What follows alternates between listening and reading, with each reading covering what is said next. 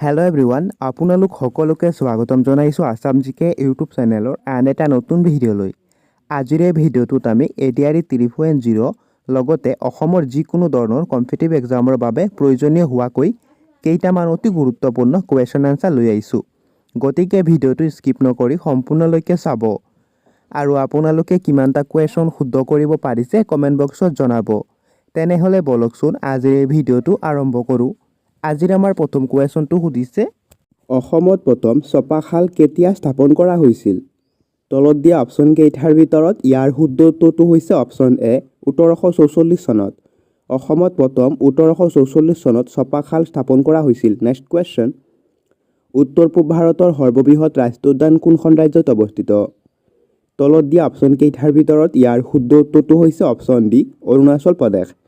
উত্তৰ পূব ভাৰতৰ সৰ্ববৃহৎ ৰাষ্ট্ৰীয় উদ্যানখন অৰুণাচল প্ৰদেশত অৱস্থিত। নেক্সট কুৱেশ্যনটো সুধিছে, শ্ৰীমন্ত শংকৰদেৱে কোনগৰাকী ৰজাৰ শাসনকালত এক শৰণ নাম ধৰ্ম প্ৰতিষ্ঠা কৰিবলৈ সক্ষম হৈছিল? তলত দিয়া অপশ্যন কেইটাৰ ভিতৰত ইয়াৰ শুদ্ধ উত্তৰটো হৈছে অপশ্যন বি নৰনাৰায়ণ। শ্ৰীমন্ত শংকৰদেৱে নৰনাৰায়ণ ৰজাৰ শাসনকালত এক শৰণ নাম ধৰ্ম প্ৰতিষ্ঠা কৰিবলৈ সক্ষম হৈছিল। নেক্সট কুৱেশ্যনটো সুধিছে,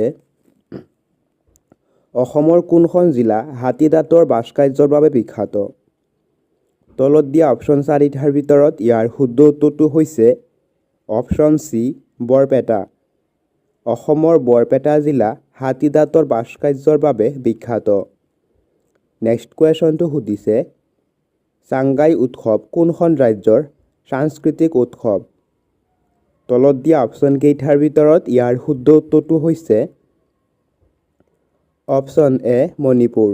চাংগাই উৎসৱ মণিপুৰ ৰাজ্যৰ সাংস্কৃতিক উৎসৱ। নেক্সট কুৱেশ্যনটো সুধিছে, ২০২১ চনত তৰুণ গগৈক মৰণোত্তৰৰ বাবে কোনটো বঁটা প্ৰদান কৰা হৈছিল? তলত দিয়া অপশ্যন চাৰিটাৰ ভিতৰত ইয়াৰ শুদ্ধ উত্তৰটো হৈছে অপশ্যন বি পদ্মভূষণ। ২০২১ চনত তৰুণ গগৈক মৰণোত্তৰৰ বাবে পদ্মভূষণ বঁটা প্ৰদান কৰা হয়। নেক্সট কুৱেশ্যনটো সুধিছে, তিনিখনকৈ ভাৰতীয় ৰাজ্যৰ ৰাজ্যপাল হোৱা একমাত্ৰ অসমীয়া ব্যক্তিগৰাকী কোন? তলত দিয়া অপশ্যন চাৰিটাৰ ভিতৰত ইয়াৰ শুদ্ধ উত্তৰটো হৈছে অপশ্যন এ যোগেন্দ্ৰনাথ হাজৰিকা। তিনিখন ভাৰতীয় ৰাজ্যৰ ৰাজ্যপাল হোৱা একমাত্ৰ অসমীয়া ব্যক্তিগৰাকী হৈছে যোগেন্দ্ৰনাথ হাজৰিকা। নেক্সট কুৱেশ্যনটো সুধিছে, ত্ৰিপুৰাক কেইখন ভাৰতীয় ৰাজ্যই আগুৰি আছে? তলত দিয়া অপশ্যন চাৰিটাৰ ভিতৰত ইয়াৰ শুদ্ধ উত্তৰটো হৈছে অপশ্যন বি দুখন। ত্ৰিপুৰাক দুখন ভাৰতীয় ৰাজ্যই আগুৰি আছে। নেক্সট কুৱেশ্যন, কুৰুক্ষেত্ৰৰ যুদ্ধত অসমৰ কোনে অংশ লৈছিল? তলত দিয়া অপশ্যন চাৰিটাৰ ভিতৰত ইয়াৰ শুদ্ধ উত্তৰটো হৈছে অপশ্যন চি বগদত্ত। মহাভাৰতৰ কুৰুক্ষেত্ৰৰ যুদ্ধত অসমৰ বগদত্তই অংশগ্ৰহণ কৰিছিল। নেক্সট কুৱেশ্যনটো সুধিছে, বিশ্বসিংহ কোন বংশৰ প্ৰথমগৰাকী ৰজা আছিল? তলত দিয়া অপশ্যন কেইটাৰ ভিতৰত ইয়াৰ শুদ্ধ উত্তৰটো হৈছে অপশ্যন ডি কোচ বংশ। বিশ্বসিংহ কোচ বংশৰ প্ৰথম ৰজা আছিল। নেক্সট কুৱেশ্যন, অসম সাহিত্য সভাৰ মুখ্য কাৰ্যালয় ক'ত অৱস্থিত? তলত দিয়া অপশ্যন চাৰিটাৰ ভিতৰত ইয়াৰ শুদ্ধ উত্তৰটো হৈছে অপশ্যন এ যোৰহাট। অসম সাহিত্য সভাৰ মুখ্য কাৰ্যালয় যোৰহাটত অৱস্থিত। নেক্সট কুৱেশ্যনটো সুধিছে, বুদ্ধদেৱে কি ভাষাত ধৰ্ম প্ৰচাৰ কৰিছিল? তলত দিয়া অপশ্যন চাৰিটাৰ ভিতৰত ইয়াৰ শুদ্ধ উত্তৰটো হৈছে অপশ্যন চি পালি ভাষাত। বুদ্ধদেৱে পালি ভাষাত ধৰ্ম প্ৰচাৰ কৰিছিল। নেক্সট কুৱেশ্যনটো সুধিছে, মৌৰ্য সাম্ৰাজ্যৰ সময়ছোৱাত শিক্ষাৰ মূল কেন্দ্ৰ কি আছিল? তলত দিয়া অপশ্যন চাৰিটাৰ ভিতৰত ইয়াৰ শুদ্ধ উত্তৰটো হৈছে option B Takshashila.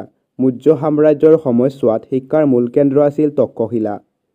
Next question, Varanasi কোনখন নদীৰ পাৰত অৱস্থিত? তলত দিয়া অপশ্যন চাৰিটাৰ ভিতৰত ইয়াৰ শুদ্ধ উত্তৰটো হৈছে অপশ্যন এ গংগা নদী। বাৰাণসী চহৰখন গংগা নদীৰ পাৰত অৱস্থিত। নেক্সট কুৱেশ্যন, বিনয় পত্ৰিকা গ্ৰন্থখন কোনে ৰচনা কৰিছিল? তলত দিয়া অপশ্যন চাৰিটাৰ ভিতৰত ইয়াৰ শুদ্ধ উত্তৰটো হৈছে অপশ্যন চি তুলসীদাস। বিনয় পত্ৰিকা গ্ৰন্থখন তুলসীদাসে ৰচনা কৰিছিল। নেক্সট কুৱেশ্যনটো সুধিছে ৰাজতৰংগিনী গ্ৰন্থখন কোনে ৰচনা কৰিছিল? তলত দিয়া অপশ্যন চাৰিটাৰ ভিতৰত ইয়াৰ শুদ্ধ উত্তৰটো হৈছে অপশ্যন এ কলহান। ৰাজতৰংগিনী গ্ৰন্থখন কলহানে ৰচনা কৰে। নেক্সট কুৱেশ্যন বাৰাণসীৰ পুৰণি নাম কি আছিল? তলত দিয়া অপশ্যন চাৰিটাৰ ভিতৰত ইয়াৰ শুদ্ধ উত্তৰটো হৈছে অপশ্যন বি বেনাৰস। বাৰাণসীৰ পুৰণি নাম আছিল বেনাৰস। নেক্সট কুৱেশ্যনটো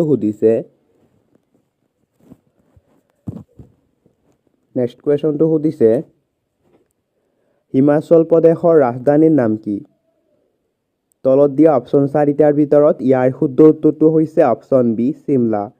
হিমাচল প্ৰদেশৰ ৰাজধানীৰ নাম হৈছে চিমলা। নেক্সট কুৱেশ্যনটো সুধিছে তেলেংগানা ৰাজ্যৰ ৰাজধানীৰ নাম কি? তলত দিয়া অপশ্যন চাৰিটাৰ ভিতৰত ইয়াৰ শুদ্ধ উত্তৰটো হৈছে অপশ্যন এ হায়দৰাবাদ। তেলেংগানা ৰাজ্যৰ ৰাজধানীৰ নাম হৈছে হায়দৰাবাদ। নেক্সট কুৱেশ্যন ধৰিত্ৰী দিৱস কেতিয়া পালন কৰা হয়? তলত দিয়া অপশ্যন চাৰিটাৰ ভিতৰত ইয়াৰ শুদ্ধ উত্তৰটো হৈছে অপশ্যন এ 22 এপ্ৰিল। ধৰিত্ৰী দিৱস 22 এপ্ৰিল তাৰিখে পালন কৰা হয়। নেক্সট কুৱেশ্যন বিশ্ব বেংকৰ মুখ্য কাৰ্যালয় ক'ত অৱস্থিত? তলত দিয়া অপশ্যন চাৰিটাৰ ভিতৰত ইয়াৰ শুদ্ধ উত্তৰটো হৈছে অপশ্যন বি ৱাশ্বিংটন। বিশ্ব বেংকৰ মুখ্য কাৰ্যালয় ৱাশ্বিংটনত অৱস্থিত।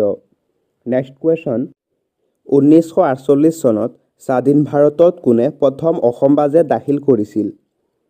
তলত দিয়া অপশ্যন চাৰিটাৰ ভিতৰত ইয়াৰ শুদ্ধ উত্তৰটো হৈছে অপশ্যন চি বিষ্ণুৰাম মেধি।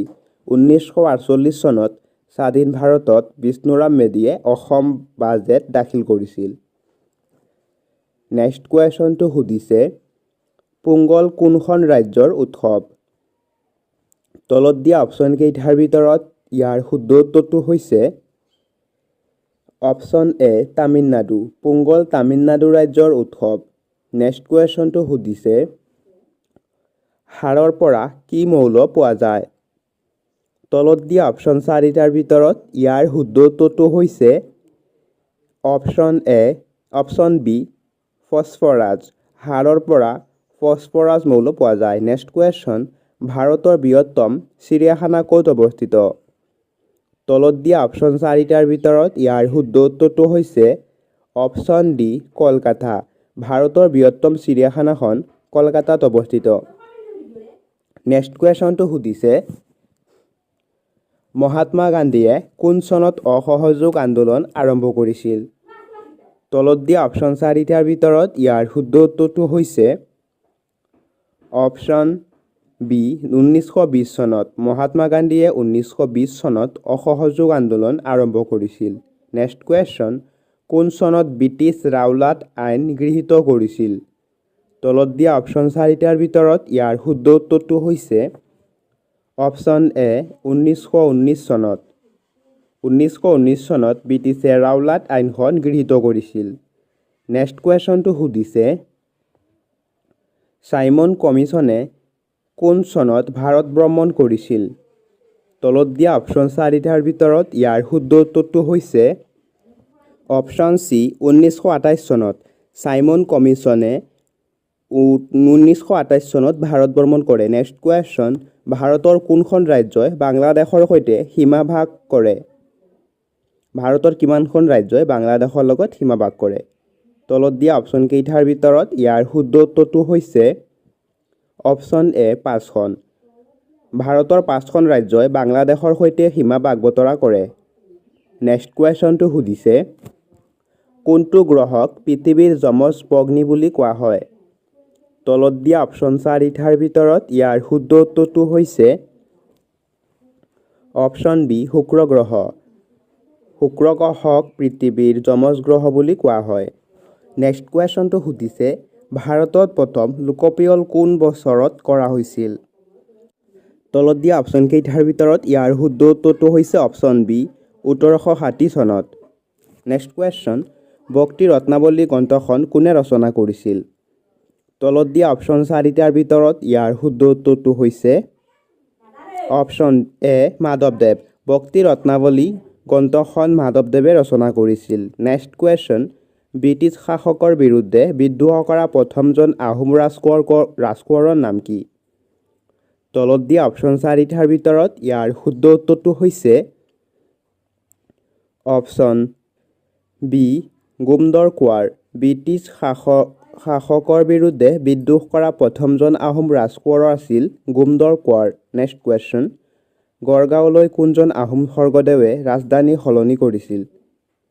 তলত দিয়া অপশ্যন কেইটাৰ ভিতৰত ইয়াৰ শুদ্ধ উত্তৰটো হৈছে অপশ্যন এ চুকলেংমুং। গড়গাঁৱলৈ চুকলেংমুং আহোম স্বৰ্গদেৱে ৰাজধানী সলনি কৰিছিল। নেক্সট কুৱেশ্যনটো সুধিছে, কোন চনত বখতিয়াৰ খিলজীয়ে অসম আক্ৰমণ কৰিছিল? তলত দিয়া অপশ্যন চাৰিটাৰ ভিতৰত ইয়াৰ শুদ্ধ উত্তৰটো হৈছে অপশ্যন ডি 1206 চনত। 1206 চনত বখতিয়াৰ খিলজীয়ে অসম আক্ৰমণ কৰিছিল। নেক্সট কুৱেশ্যন, 1858 চনৰ 26 ফেব্ৰুৱাৰীত মণিৰাম দেৱানৰ সৈতে কাক ফাঁচি দিয়া হৈছিল? তলত দিয়া অপশ্যন চাৰিটাৰ ভিতৰত ইয়াৰ শুদ্ধ উত্তৰটো হৈছে অপশ্যন চি পিয়লি ফুকন। 1858 চনৰ 26 ফেব্ৰুৱাৰী তাৰিখে মণিৰাম দেৱানৰ লগত পিয়লি বৰুৱাকো ফাঁচি দিয়া হৈছিল। নেক্সট কুৱেশ্যন, কোনখন জিলাই গুণোৎসৱ 2023ত শীৰ্ষস্থান লাভ কৰিছিল? তলত দিয়া অপশ্যন চাৰিটাৰ ভিতৰত ইয়াৰ শুদ্ধ উত্তৰটো হৈছে অপশ্যন বি শিৱসাগৰ। শিৱসাগৰ জিলাই গুণোৎসৱত 2023 চনত শীৰ্ষস্থান লাভ কৰিছিল। নেক্সট কুৱেশ্যন, ভাৰতৰ আটাইতকৈ বেছিকৈ বাঁহ উৎপাদন কৰা ৰাজ্য কোনখন? তলত দিয়া অপশ্যন চাৰিটাৰ ভিতৰত ইয়াৰ শুদ্ধ উত্তৰটো হৈছে অপশ্যন চি অসম। ভাৰতৰ আটাইতকৈ বেছি বাঁহ উৎপাদন কৰা ৰাজ্যখন হৈছে অসম। নেক্সট কুৱেশ্যনটো সুধিছে, 1952 চনত ডক্টৰ ৰাজেন্দ্ৰ প্ৰসাদৰ বিৰুদ্ধে ৰাষ্ট্ৰপতি নিৰ্বাচনত প্ৰতিদ্বন্দ্বিতা কৰা প্ৰথম অসমীয়া কোন আছিল? তলত দিয়া অপশ্যন চাৰিটাৰ ভিতৰত ইয়াৰ শুদ্ধ উত্তৰটো হৈছে অপশ্যন